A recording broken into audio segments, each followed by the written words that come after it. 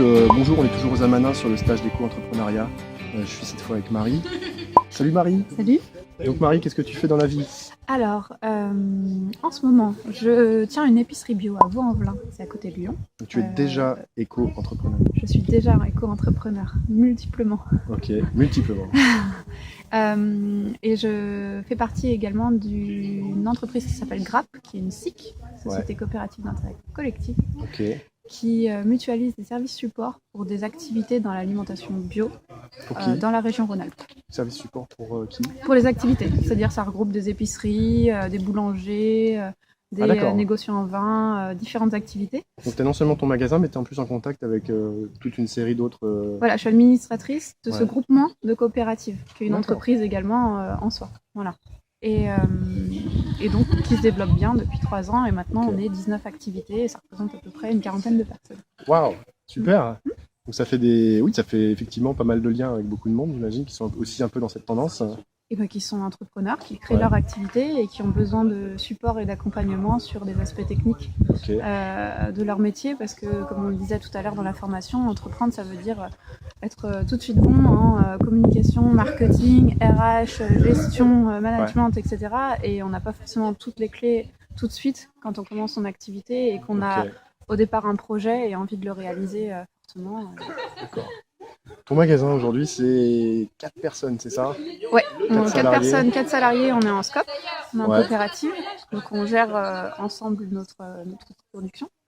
Et voilà, qu'est-ce que je peux te dire de plus? C'est une très vieille épicerie qui existe depuis 71. Et que tu as racheté et qu'on a repris. Donc qui était en redressement judiciaire, qu'on a repris en 2013. D'accord.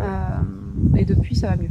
Et ce qui m'a intéressé aussi quand on a parlé un petit peu avant, c'est que tu disais que tu avais mis à contribution les anciens clients pour financer une partie du nouveau modèle. Oui, c'est-à-dire qu'on a eu besoin à la reprise de trouver 70 000 € pour remonter l'affaire en très très peu de temps, puisqu'on avait à peu près à peine un mois pour le faire. Ok, c'était très rapide. C'était très rapide, et donc on a eu accès aux outils de financement des coopératives. Donc les coopératives ont des outils de financement qui leur sont propres et qui peuvent aider largement dans le cadre de l'Union régionale des SCOP.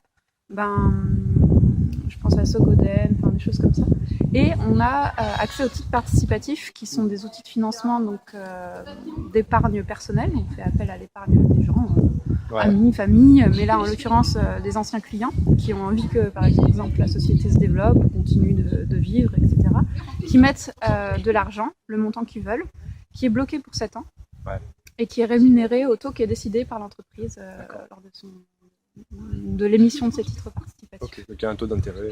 Un taux d'intérêt qui est fixé en fonction, nous on l'a fixé en fonction des résultats qu'on fait chaque année, et donc chaque année c'est réévalué. Et donc si je comprends bien, ton cheminement dans cette voie-là est déjà bien établi, mais pas fini. Tu es toujours sur un cheminement, je sais pas, tu es sur un stage d'éco-entrepreneuriat aujourd'hui, par exemple. Pourquoi? Alors si je suis là aujourd'hui, c'est pour partager des questions que je peux avoir par rapport à l'éco-entrepreneuriat. Qu'est-ce que ça veut dire aujourd'hui entreprendre? On parle d'entreprendre sans prendre. Quel est le rapport? Entreprendre sans prendre. Juste essayer de parler un petit peu plus fort parce qu'il y a un peu de vent. Oui, effectivement. Désolé, mais pas de souci. Entreprendre sans prendre, qu'est-ce que ça veut dire? On parle de sobriété heureuse. Est-ce que la sobriété heureuse et l'entrepreneuriat, ça se marie bien? Est-ce que la création de valeur, quand on crée une entreprise et qu'on veut pas et que ça nous plaît pas finalement le monde dans lequel on vit, est-ce que c'est compatible? Est-ce que c'est des choses qui peuvent aller ensemble? C'est des questions que je me posais, et j'imagine que je suis pas la seule à me les poser. C'est pour ça que je suis venue ici rencontrer d'autres personnes en questionnement. Voilà. Ok, super. Peut-être une petite question juste pour conclure. Est-ce que tu aurais quelque chose à dire à tous les bio-entrepreneurs qui se cherchent, qui sont en train de se trouver et qui nous écoutent? À part c'est possible, puisque bien sûr toi tu l'as déjà fait. Bien sûr c'est possible. Qu'est-ce qu'on peut...